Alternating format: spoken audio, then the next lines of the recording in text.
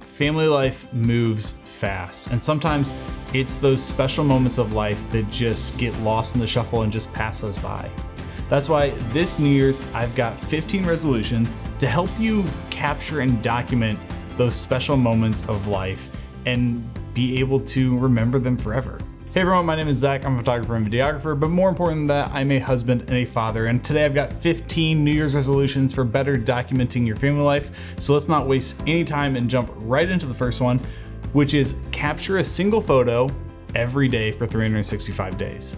Now, this may seem simple, this may seem obvious, but this is a great way to just get yourself into a habit of having your camera with you, documenting family life, and it'll create a beautiful story of that year. It does not matter what the photo is of. It doesn't matter if it's of your kids or travels or whatever, but this act of taking a photo a day of something that's important to you, something that's special to you, will just kind of enhance your ability to take photos and to document family life.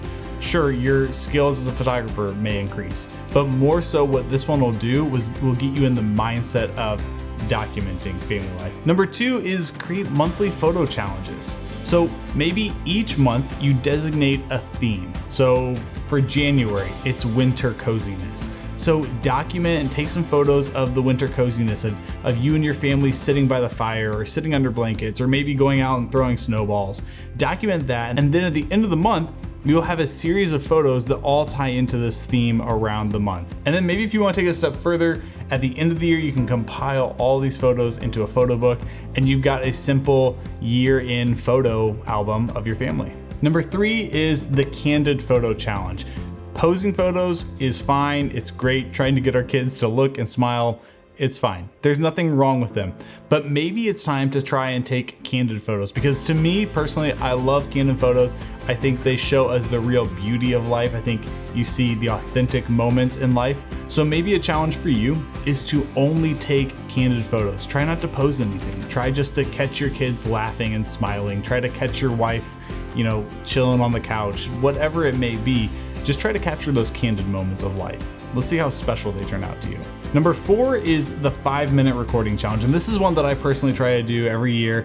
It's a go-to for me. And that's basically every other week, you want to record 5 minutes of your family life. They don't have to be consecutive. It can be 5 minutes total, or it can simply be 5 minutes consecutive. It doesn't have to be anything special or perfect. You could literally set the camera up and just record what's happening in life, whatever that may be. But documenting 5 minutes every other week will give you such a perfect timeline of content throughout the year. You'll see your kids grow, you'll see life progress, and it's just a beautiful, simple way to get yourself in the habit of filming life more and to create some beautiful family documentation.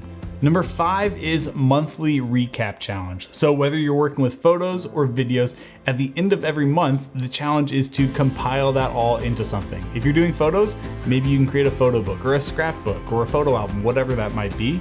If it's video, maybe you can edit that down into a monthly summary. The goal here is just to take what we've captured and follow through with it. Taking photos and videos is a great first step, but without the follow through, without actually doing something with that content, you're just kind of setting yourself up for failure in a sense, because the easier it is for you to find these photos, to find these videos, and to watch through them, the more you're gonna enjoy them. So spend a little bit of time preserving them in a simpler format, editing the video down into one video, putting the photos together into a photo book or a photo album, something like that. You'll be really glad you did in the long run. Number 6 is interview your kids. So this is one I'm excited to do this year because I think my daughter's finally old enough that she'll participate in it and we'll get some fun stuff. But maybe at the end of every month, ask your kids a couple of questions. They can be the same questions, they can be different questions. And then at the end of the year, compile all that into a video and just see what you've got. Over the years, if you keep this up, it'll just become a fun tradition. It'll become something beautiful that you can look back on. I'm sure it'll create a lot of laughs and a lot of memories for your family. Number 7 is document family heirlooms. I've talked about taking photos of the details and the things we don't necessarily think about taking photos of in another video, but I want to encourage you to do just that. Document the details of life. Document the Christmas ornaments or the tea set that your grandmother gave to your daughter. Document these little special things because these are the things that when those items are gone, we've lost them or we've broken them, we forget about them. but when we document them, we're documenting the story that goes along with them. So I encourage you to preserve those family heirlooms in video and photo, as well as just the physical heirlooms. Number 8 is recreate old family photos. So I love those trends that we saw a couple years back, where a lot of people were taking their childhood photos and they were recreating them as adults. I think those are hilarious. My brother and I got to do that in Boston with a favorite family photo. So I want to encourage you, find some of those favorite family photos that you have and try to recreate them, whether you're recreating them with yourself and your own family, or maybe it's now you've got a photo of you and your sibling and you can recreate it with your own kids and their kids and things like that.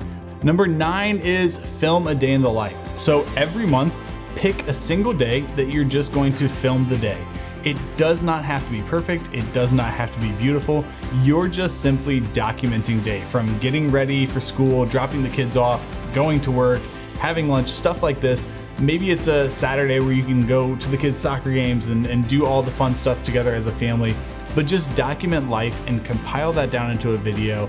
You know, over time, these videos will allow you to see how your family has grown and developed, and they'll just become something so beautiful that you'll be thankful to have. Number 10 is start a private shared album. So pick a platform like Google Photos or iPhotos and start sharing these photos of family life with grandparents, with aunts and uncles.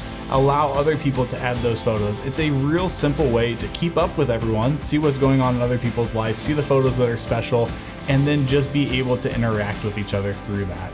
I love seeing photos in our shared photos that our family adds in, seeing what's important to them, and sharing with them what's important with us. Number 11 is photo printing. So maybe it's time to create a resolution to print your photos, whether that's at Walgreens or CVS, or you're gonna go and buy a little printer and start printing out the photos that you have. What you do with those photos is a whole nother thing, but there is something beautiful about printing our photos. So maybe this year it's time to start printing those photos. Number 12, organize the backlog. This is one that terrifies me because I have a very large backlog, but go through that backlog and just start organizing it. If it's photos, maybe start putting them into albums, maybe start printing them. If it's videos and you need to start editing, spend some time doing that.